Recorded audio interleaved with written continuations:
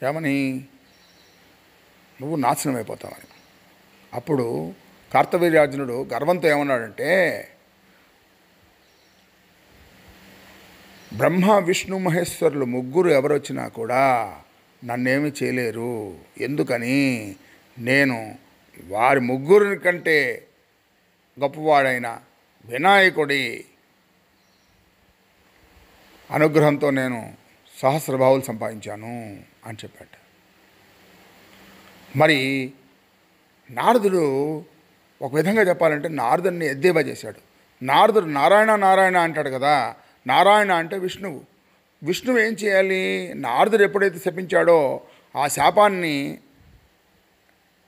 ఆయన అమలుపరచడానికి విష్ణువు రావాలి. విష్ణువు వచ్చినా కూడా ఏమీ చేయలేడు అన్న అర్థం సరించింది. ఇప్పుడు నారదుడు సంకటంలో పడ్డాడు.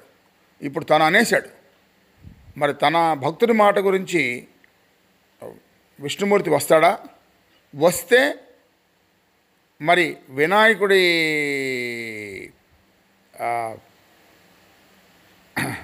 అనుగ్రహంతో ఉన్న ఈ కార్తవీర్యార్జునుడిని గెలవగలడా? రాకపోతే భక్తుడిని ఏమి రక్షించినట్టు ఉంది. మీ అందరికీ ఇప్పుడు తెలిసే ఉంది అంబరీషుడి కథ. అంబరీషుడు ఒక రోజున ఏకాదశి నాడు, ఈ కథలన్నీ మనం ఎందుకు చెప్పుకుంటున్నామంటే ఈ పురాణాలు అన్నింటికి ఒకదానికి ఒకటి కనెక్షన్ ఉంటుంది. ఈ పురాణాలు అన్నీ మనం పుక్కిటి పురాణాలు అని అనుకోకుండా వాటి యొక్క కథలను తెలుసుకోవడమే కాక కథల యొక్క అంతరార్థాలు, దాని వెనకాలన్న దేవరహస్యాలు అవి తెలుసుకుంటే పురాణం యొక్క దాని యొక్క ఫలితం సార్థకం ఉంటుంది. లేకపోతే పురాణాలు పుక్కిటి కథలు అనే మనం అన్నవాళ్ళ కోవలో చెందుతాం. అందువల్ల ఈ గణేష్ పురాణం చెబుతున్నప్పుడు నేను గ్రహించింది ఏంటంటే, ఒక పురాణంలో సరిపోదు, అన్ని పురాణాలు చదివి ఉండాలి, తెలిసి ఉండాలి అని అనిపించింది. అందుకనే 18 పురాణాలు వ్యాసుడు రాసిన తర్వాతే గణేష్ పురాణం రాశాడు. అందువల్ల ఏ పురాణంలో జరిగిన కథకి ఆ కథ వెనకాల కథ ఆయన అందులో రాయలేదు, ఇందులో రాశారు. ఎలాగా రాశారంటే బ్రహ్మ ఆ కథ వెనకాల కథ ఆయనకు చెప్పాడు కాబట్టి. ఇప్పుడు ఈ కార్తవీర్యార్జునుడి కథ నేను మీకు చెప్పే వరకు నాకు ఆ వెనకాల కథ తెలియదు. కథ వెనకాల కథ. కార్తవీర్యార్జునుడు గర్వపోతం తెలిసి ఉండొచ్చు. కార్తవీర్యార్జునుడికి వినాయకుడు సహస్రబాహులు ఇవ్వడం, మళ్ళీ వినాయకుడే అతనికి ఆ పరశురాముడికి పరశు ఇవ్వడం, ఈ విషయం ఎంతమంది తెలుసో నాకు తెలియదు. ఇప్పుడు ఏమైంది? మనం కథ చెప్పుకున్నప్పుడు దేవతలందరూ ఎదురు చూస్తున్నారట. ఎలా ఎదురు చూస్తున్నారు? వినాయకుడు గొప్పవాడా, విష్ణువు గొప్పవాడా, ఈ కార్తవీర్యార్జునుడిని ఎవరు జయిస్తారు? ఇదంతా ఒక పెద్ద డ్రామా అన్నమాట. ఈ డ్రామాలో మనకెంత ఉత్సాహం ఉంటుందో అది చూడడానికి దేవతలు కూడా అది ఉత్సాహం ఉంటుంది. ఈ దేవతలందరూ ఇలాగా చూస్తున్నప్పుడు జమదగ్ని అది గ్రహించాట. గ్రహించి దానికి నాందిగా జమదగ్నికి అందరూ దేవతలు వెళ్ళి జమదగ్ని అన్నారట, దీనికి మీరే నాంది పలకాలి, లేకపోతే ఎలా జరుగుతుందో మాకు తెలియదు. ఎందుకంటే నారదుడేమో ఆల్రెడీ ఆయన శపించాడు. ఈ విష్ణువు ఒకవేళ వచ్చినా కూడా మా విష్ణువు మరి సంహరించగలదో మాకు తెలీదు అంటే అప్పుడు జమదగ్ని అన్నాడు, మీరు త్రిమూర్తుల తత్వాన్ని గ్రహించలేదు. త్రిమూర్తులు అంటే ఎవరు అనుకుంటున్నారు? వారు వేరు కాదు. సత్వగుణానికి అధిపతి అయిన శివుడు, సత్వగుణానికి అధిపతి అయిన విష్ణువు, తమోగుణానికి అధిపతి అయిన శివుడు, రజోగుణానికి అధిపతి అయిన బ్రహ్మ వేరువేరు కాదు. బ్రహ్మే మహావిష్ణువు నాభికమలం నుంచి వచ్చారు కదా, మరి విష్ణువు ఎక్కడి నుంచి వచ్చాడు? అందువల్ల నిర్గుణమైన బ్రహ్మ అన్నది ఒక సముద్రం అయితే ఆ సముద్రంలో ఉన్న అలలే విష్ణువు, ఆ అలలే శివుడు, ఆ అలలే బ్రహ్మ. దానికి తార్కాణంగా మీకు ఏం చెప్తానంటే దత్తాత్రేయులు చెప్తాను అని చెప్పాడు.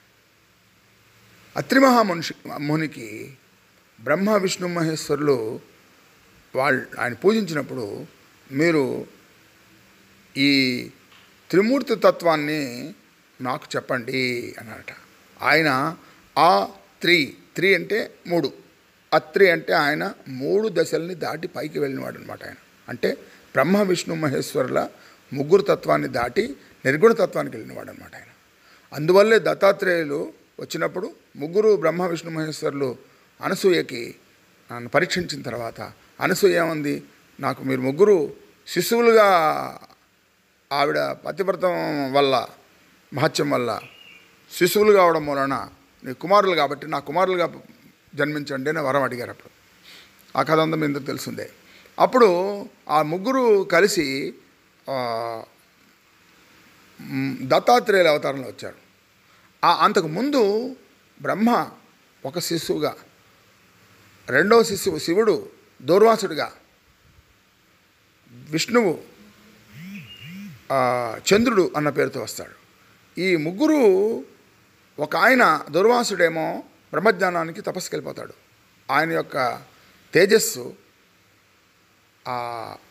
ఆ చంద్రుడిలో ఉంచుతాడు. ఆ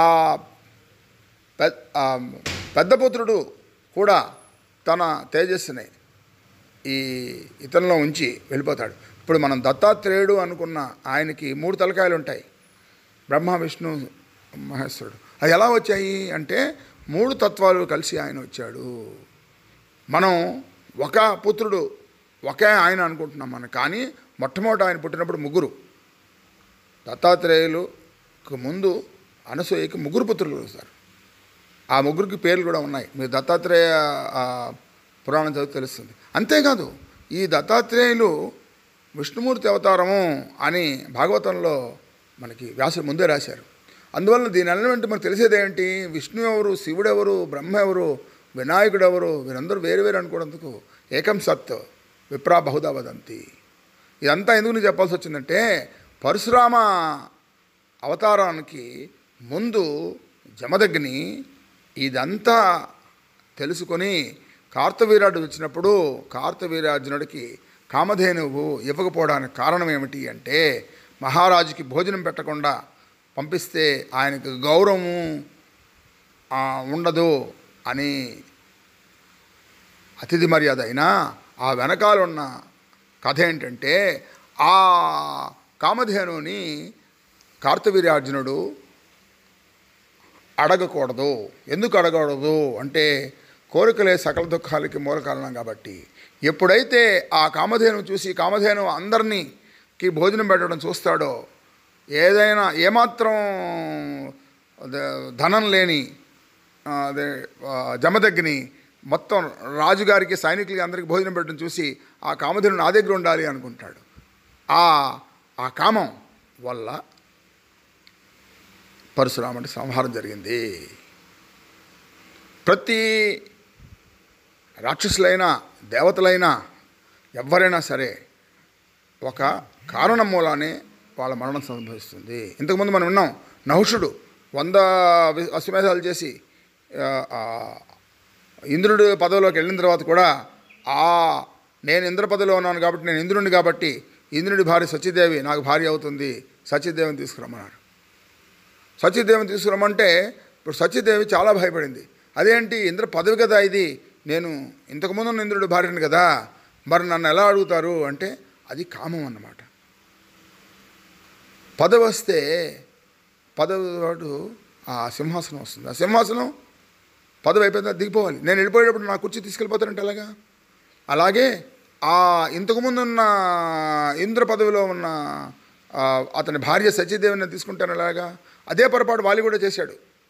వాలి కూడా సుగ్రీవుడి భార్యని తన దగ్గర ఉంచేసుకున్నాడు. ఎప్పుడైతే సుగ్రీవుడిని బయటికి పంపించినాడో మరి భార్యను కూడా పంపించాలి కదా మరి. అందువల్లే రాముడు అతను శిక్షించాడు. ఇవన్నీ ఎందుకు చెప్తున్నామంటే, మనం మన అధికారాన్ని అహంకారంగా మార్చుకోకూడదు. అప్పుడు ఆ కామధేవం చూసి ఎప్పుడైతే నాకు కావాలన్నాడో కార్తవీర్యార్జునుడు, అప్పుడే వినాయకుడి యొక్క అనుగ్రహం నుంచి తొలగిపోయాడు. ఆ తర్వాత దానివల్ల ఆయన కామం వల్ల క్రోధం వచ్చింది. ఆ క్రోధంతో ఆయన జమదగ్ని సంహరించాడు.